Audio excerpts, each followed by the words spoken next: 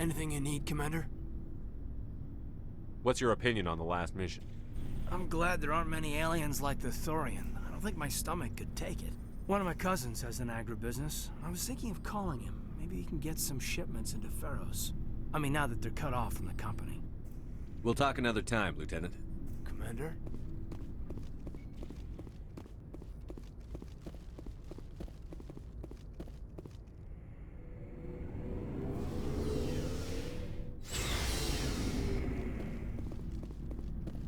Looking for supplies? Let's see what you've got. You bet, Commander.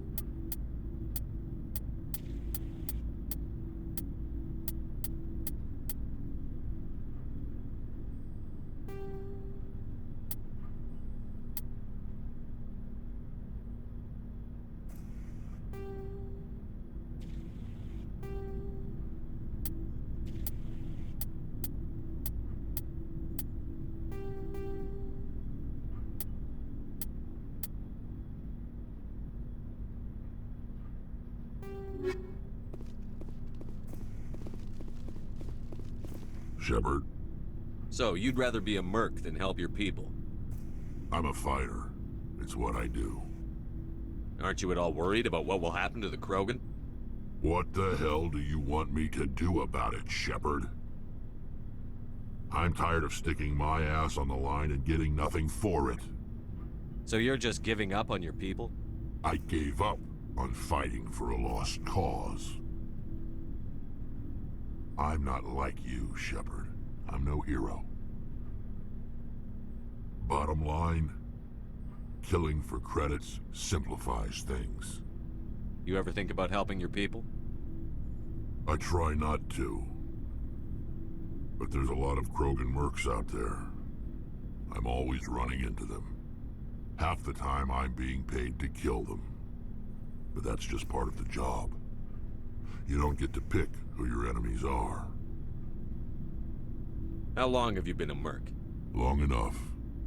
I took my first contract right after I left my home system. It's good work if it doesn't kill you. I get the feeling you enjoy your work. Sure. You get to see the galaxy on someone else's credits, and most days end with a good fight. I've tried more organized fighting, private armies and such, but it gets too messy. I fight best on my own, or in very small groups. I don't like people relying on me, and I bloody well don't like relying on them. So long, Rex. Shepard.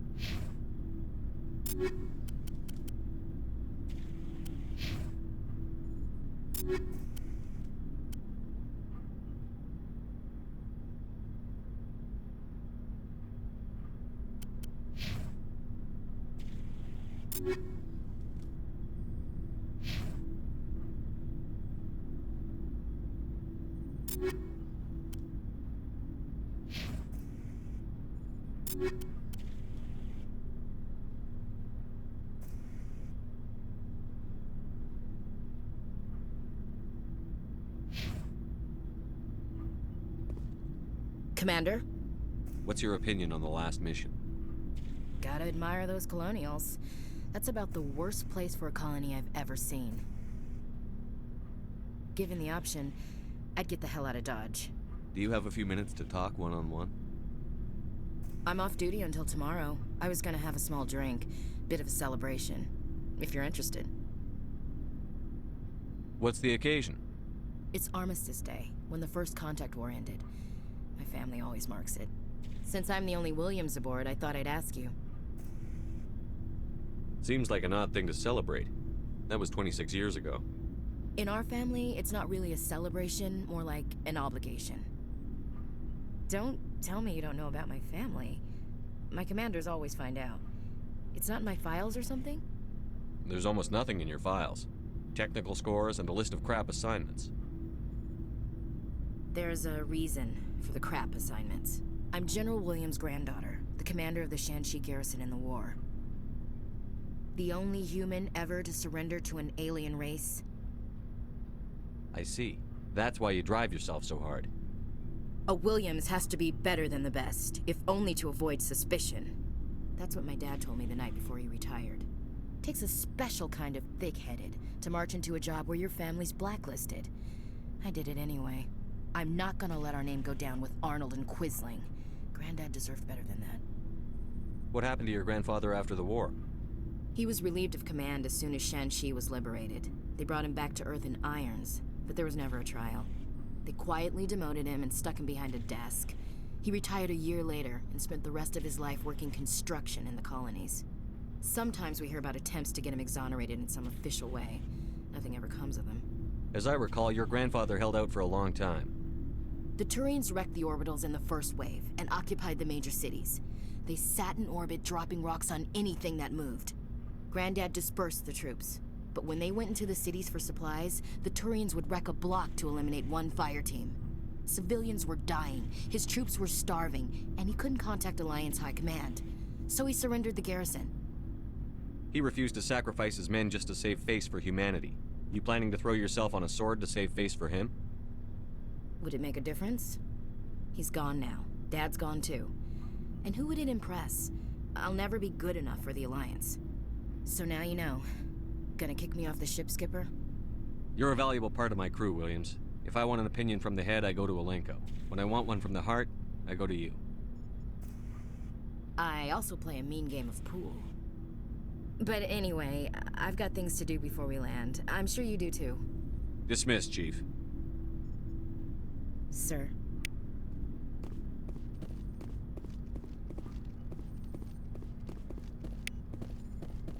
Commander, good to see you. You've been with CSEC a while. Have you seen much action? Well, not as much as you, but yeah, I've seen some interesting things. I'll bet you have. Anything in particular that stands out? I remember this Saleon geneticist I was sent to investigate. That case was a bit disturbing. What happened? Why were you investigating them? I was tasked with tracking black market trade on the Citadel. Most of it harmless, nothing I needed to pursue.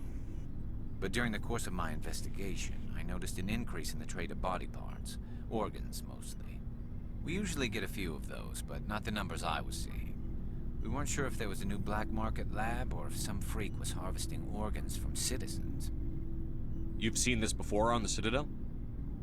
Every so often, some lab sells unwanted parts through the black market, but they're not as bad as the psychos. I remember this one L-Corps diplomat we caught in my first year on the job. He was hacking people up and selling their organs. Had the station in a bit of a panic. But this case wasn't that clear-cut. Turns out there was more going on than we first realized. So how did you figure out what was happening? First, we got a hold of a sample and ran DNA tests. The weird thing was, the match led us to a Turian who was still alive and was very convinced he'd never lost his liver. After a bit of digging, I discovered this Turian worked briefly for Dr. Saleon, the geneticist. So I went to his lab hoping to find evidence of cloned organ development, but there was nothing. No Salarian hearts, no Turian livers, not one Krogan testicle. You're kidding, right? Why would anyone want Krogan testicles? Some Krogan believe that testicle transplants can increase their virility, counteract the effects of the genophage. It doesn't work, but that doesn't stop them from buying. They'll pay up to 10,000 credits each. That's 40,000 for a full set. Somebody's making a killing out there. What did you do about the geneticist? I brought in some of his employees for interrogation, to see if I could get them to talk. While I was interviewing one of them, I came across something suspicious. Yeah? Go on. One of my detainees started bleeding profusely during the interview. We offered to patch him up and he got frantic, freaked out. I ordered a full exam to find out what was going on. Our medics found incisions all over his body, some of them fresh. That was our big break. These people weren't just Dr. Saleon's employees. They were test tubes. Walking, living test tubes. He was growing parts inside these people? Exactly. He cloned their organs right inside their own bodies. Then he harvested them and sold them off. Most of the victims were poor. He'd pay them each a small percentage of the sales, but only if the organs were good. Sometimes an organ wouldn't grow properly, so he'd just leave it in them. Most of them were a mess, but only on the inside, hidden so nobody could see it. I hope he got what he deserved. That's the worst part. We never caught him. Why not? What the hell happened? He ran, blew his lab, grabbed some of his employees, and headed for the nearest space dock. By the time I found out, his ship was already leaving. He threatened to kill his hostages if we tried to stop him. But you went after him anyway, right? I ordered Citadel Defense to shoot him down, but CSEC headquarters countermanded my order. They were worried about the hostages, worried about civilian casualties if the ship was destroyed so close to the Citadel. I told them those hostages were dead anyway. He just used them to make more organs, but they wouldn't listen. Well, it's not worth the risk. You pursue the vessel and disable it. That's the best choice. They sent the military after him, but he got away just the same. Yes, they did. I went to Palin and told him what I thought of him and his policies. He said if I didn't like it, I could quit. Well, I almost did. All they had to do was disable that ship, stop him from running. Maybe the hostages die, maybe they don't, but at least we stopped the bastard responsible for it all. If you don't care about the fate of those hostages, then you're no better than he is. You're just a terrorist with a badge. Yeah, maybe you're right. It doesn't make it any easier, but I see your point. Just wish I could have stopped him. That's all. Do you have any idea what happened to Dr. Saleon? I sent out feelers from time to time, hoping to find something. I thought I'd found him a while back. He changed ships and changed his name to Dr. Hart, his idea of a joke, I guess. I told the military, but they weren't convinced it was him. I got the transponder frequency for his new ship, but I just can't get anyone to check it out. I'll check out the coordinates when I get a chance. I was hoping you'd say that. But Commander, take me with you when you go. If it's Saleon, I want to be there when you find him.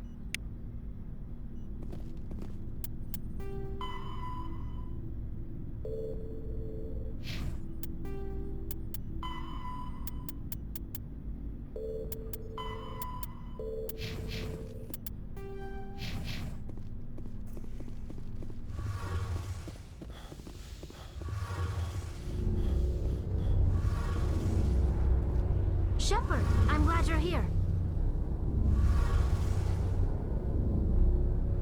Good to see you smiling again, so to speak.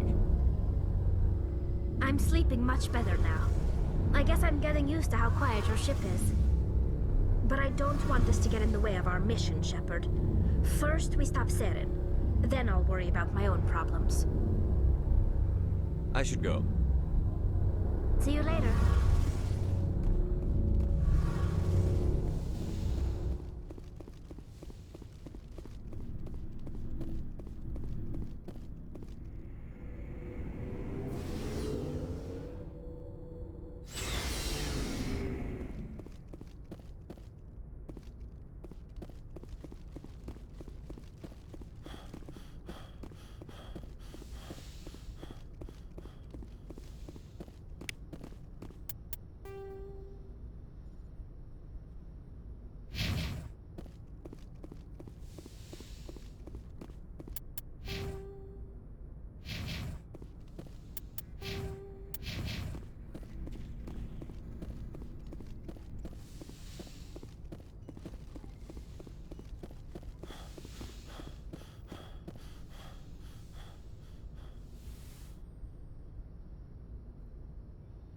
Commander, are you coming to check up on me? You look much better. How are you feeling? Dr. Chakwas assures me I am going to be fine. I was impressed with her knowledge of Asari physiology. You're in good hands. Dr. Chakwas knows what she's doing. I get the feeling you want to ask me something, Commander. Do you know why Benezia joined up with Saren? I don't understand it. She was always outspoken about the need for the Asari to become more involved in shaping galactic events. Maybe she thought allying herself with Saren would somehow be for the greater good in the long run. At least I hope so. This hurts you, doesn't it? None of this makes any sense to me. I have not spoken to Benezia in many years, but I know her, and this was not like her. Something changed. I'd like to know more about the Asari. We were the first species to discover the Citadel. We were instrumental in forming the Council, and we always strive to be the voice of peaceful cooperation in galactic disputes. My people believe we are all part of a single galactic community. Each species contributes something to the greater whole. Although we seek to understand other species, it seems few of them seek to understand us. The galaxy is filled with rumors and misinformation about my people.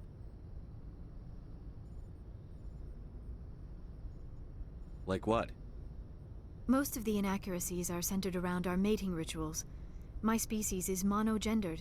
Male and female have no real meaning for us.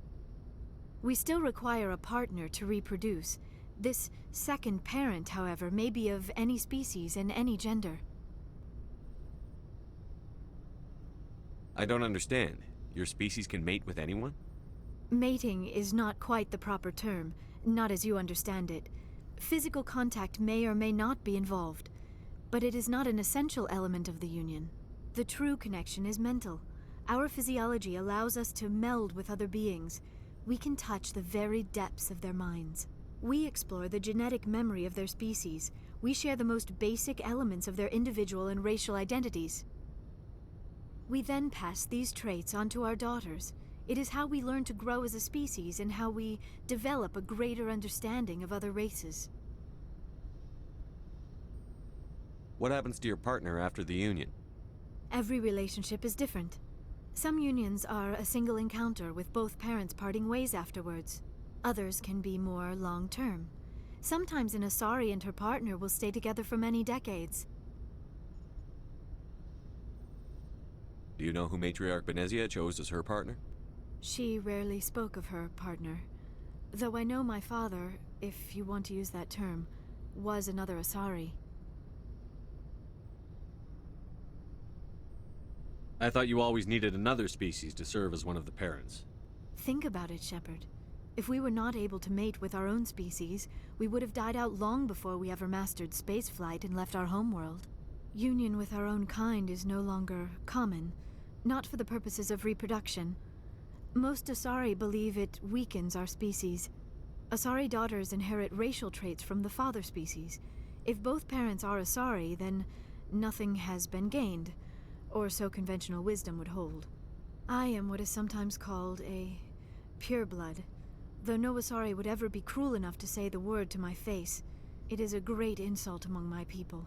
It is possible Benezia's partner was embarrassed by their union. She may have been too ashamed to publicly acknowledge me as her offspring. Maybe she wanted to meet you but couldn't. Something could have happened to her. Maybe she passed away. You might be right. I hope you are. But I have no way to know for sure. Benezia never spoke of her partner. Whatever happened, it caused her too much pain to dwell on it. She raised me by herself, though that is not uncommon. Many Asari raise their children alone, particularly if the father species is short-lived. Often the partner will pass on long before the child reaches maturity.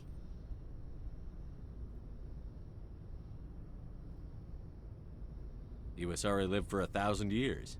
What happens when your partner dies? Few sapient species live as long as my kind. We have learned to take a philosophical approach to our unions. We do not focus on the inevitable loss of our partners. Instead, we enjoy the time we spend with them. And even after they're gone, a part of them lives on in us. The union is a connection that transcends both time and space. I should go. Goodbye, Commander. I get the feeling you want to ask me something, Commander. Tell me about yourself, Liara. Me? I am afraid I am not very interesting, Commander. I spend most of my time on remote digs, unearthing mundane items buried in long-forgotten Prothean ruins. Sounds dangerous. And lonely. Sometimes I would run afoul of indigenous life forms or stumble across a small band of mercenaries or privateers, but I was always careful. Until the Geth followed me to Artemis Tau, I never found myself in any situation my biotics could not handle. As for the solitude, well, that is one aspect that most appealed to me. Sometimes I just need to get away from other people. You don't like other people? I suppose it comes from being a matriarch's daughter. People expected me to follow in Benezia's footsteps.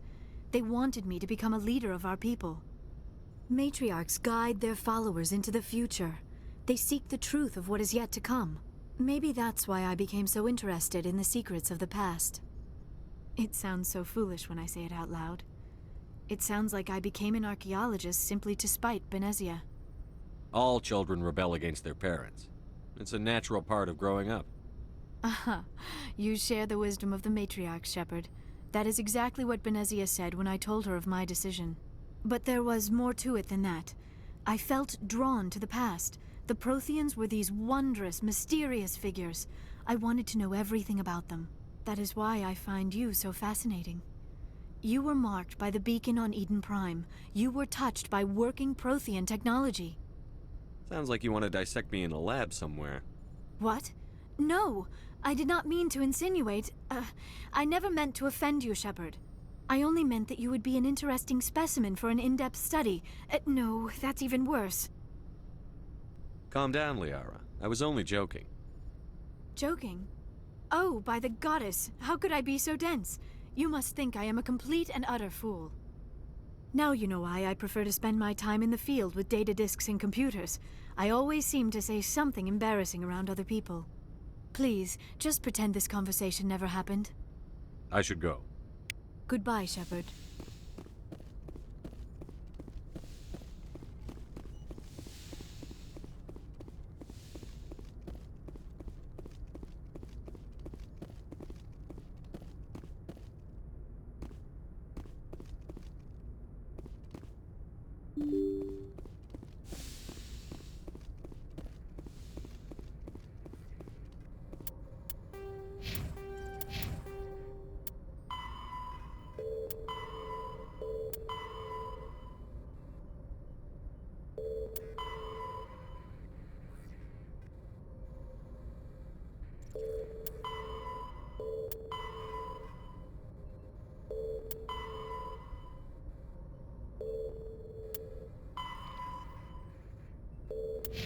Good timing, Commander. We got a transmission coming in from the Citadel. Top priority clearance. I'll take it in the comm room.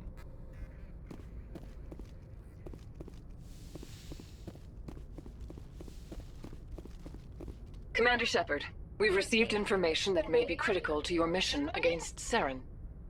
I'll take all the help I can get. We've received an urgent message from one of our infiltration regiments in the Traverse. You mean spies? Spectres tend to attract attention, Commander, but they are only one arm of the Council. Special task groups are often a better option for monitoring developing situations. We currently have several infiltration units scattered throughout the border regions of Citadel space. This particular unit was gathering intel on Saren. What did they find? Unfortunately, the message we received was little more than static. The infiltration team must be in a situation where they can't set up proper interstellar communications. But the message was sent on a channel reserved for mission-critical communications. Whatever they were trying to tell us, we know it was important. Considering your interest in Saren, we thought you might want to investigate this. Find out what happened to our team. The signal originated from the planet Vermeer. I'll look into it. The Council prefers not to become involved in the specifics of Spectre activities. We only want you to be aware of all your options, including Vermeer. Good luck, Commander Shepard. We will keep you advised if we learn anything else.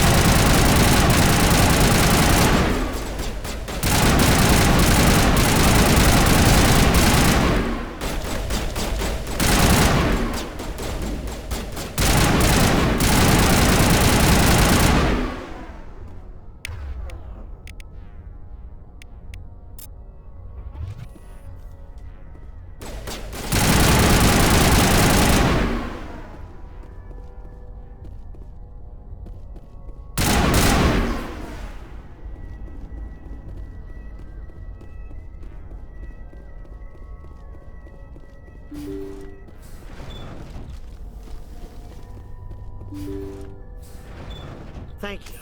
Thank you for saving me from those things. Commander, that's him. That's Dr. Saleon. What? My name is Hart. Dr. Hart.